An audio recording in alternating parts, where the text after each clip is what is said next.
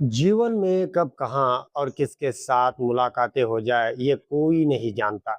कभी कभी भीषण गर्मी और परेशानी के क्षण भी हमारे जीवन के सबसे खूबसूरत शुरुआत बन जाते हैं।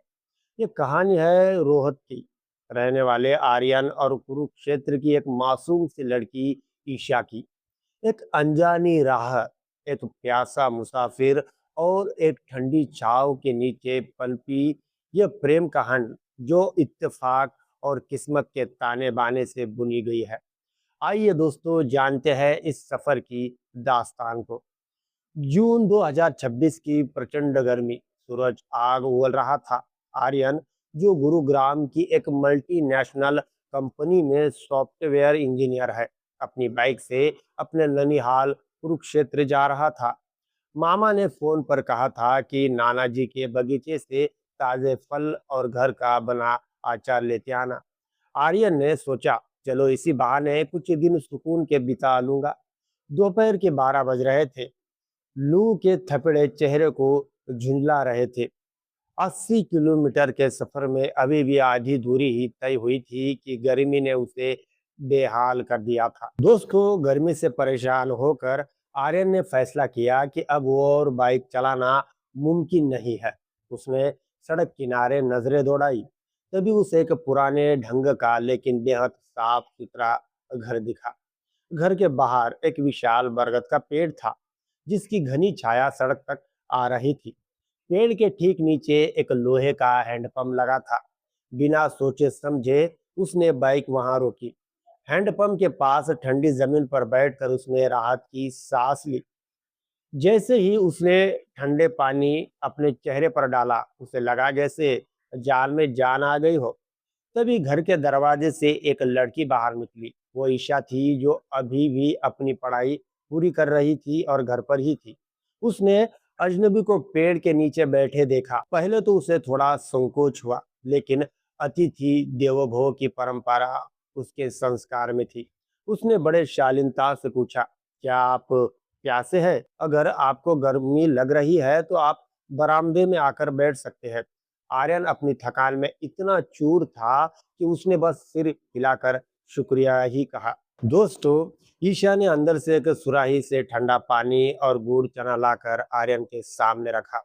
आर्यन की झिझक धीरे धीरे कम हुई। उसने बताया कि वह गुरुग्राम से है और अपने नाना के घर जा रहा है। ईशा ने मुस्कुराते हुए कहा कि उसका भी मायका वहीं आसपास है। बातों बातों में दोनों को पता भी नहीं चला कि 1 घंटा कैसे बीत गया। ईशा की बातों में एक अजीब सी सादगी थी, जिसने आर्यन के मन में एक जगह बना ली थी। आर्यन को एहसास हुआ कि काफी देर हो चुकी है, उसे निकलना था। उसने जाने की इजाजत मांगी, लेकिन जाते जाते वो ईशा से बस इतना कह गया, क्या मुझे फिर यहाँ रुकने का मौका मिलेगा? ईशा ने बस मुस्कुराकर सिर झुका लिया। आर्यन वहां से निकल तो गया, लेकिन उसका मन उसी बरगद के पेड़ के नीचे और ईशा की उस मुस्कान में उलझ गया था। ननिहाल पहुंचकर भी उसका मन कहीं और ही लग रहा था। दोस्तों, अगले दिन आर्यन ने अपने नाना से कहा कि उसे कुछ जरूरी काम से वापस जाना है। उसने बाजार से ईशा के लिए उपहार खरीदे, कुछ आम और कुछ मिठाइयाँ। जब वो वापस उसी घर के सामने पहुंचा तो उसका दिल धड़क रहा था। उसने पेड़ के पास बाइक रोकी और ईशा के घर का दरवाजा खटखटाया। ईशा ने दरवाजा खोला और आर्यन को देखते ही उसकी आंखों में जो चमक आई, वह किसी भी शब्द से बढ़कर थी। दोस्तों, दोनों के बीच फिर बातें शुरू हुई। इस बार वे अनजान नहीं थे। आर्यन ने उसे अपने मन की बात बता दी। उसने साफ कहा कि अब जेब से वह मिला है, उसे कुछ और अच्छा नहीं लग रहा। ईशा ने भी अपने दिल की बात स्वीकार की, लेकिन एक डर दोनों के मन में था, घर वालों की रजामंदी का। ईशा ने बताया कि उसके पिता उसके लिए रिश्ता ढूंढ रहे हैं और बात लगभग पक्की हो चुकी है। दोस्तों, कुछ महीने बीत गए। अचानक एक दिन आर्यन को ईशा का रोता हुआ फोन आया।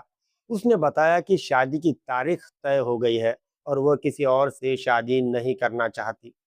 आर्यन तुरंत अपने माता पिता के पास गया और उन्हें सब कुछ सच सच बता दिया।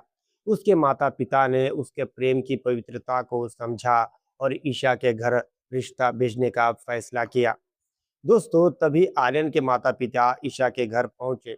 ईशा के पिता को पहले तो बहुत अजीब लगा कि बिना देखे रिश्ता कैसे आ गया, लेकिन आर्यन के माता पिता ने बहुत ही सलीके से बताया कि उनके बेटे ने ईशा की सादगी और संस्कारों को देखा है और वह उसे जीवन साथी के रूप में चाहता है। दोस्तों जब ईशा के पिता ने आर्यन के बारे में जाना और उसकी नौकरी और व्यवहार को देखा तो उनका मन बदल गया। दोस्तों ईशा के पिता ने पुरानी बात को भुलाकर एक अच्छा रिश्ता स्वीकार कर लिया। शादी की तारीख तय हुई। 2026 के अंत में आर्यन और ईशा का विवाह बड़े धूमधाम से संपन्न हुआ। आज वे दोनों अपने जीवन में बेहद खुश है और अक्सर उस बरगद के पेड़ और हैंडपंप को याद करते हैं जिसने उनकी राहें मिलाई थी। ये कहानी हमें सिखाती है कि सच्चा प्यार कभी रास्ता नहीं भूलता, वो सही वक्त पर मिल ही जाता है। तो मेरे प्यारे दोस्तों, उम्मीद करता हूँ आज की यह हमारी छोटी सी कहानी आपको बेहद पसंद आई होगी।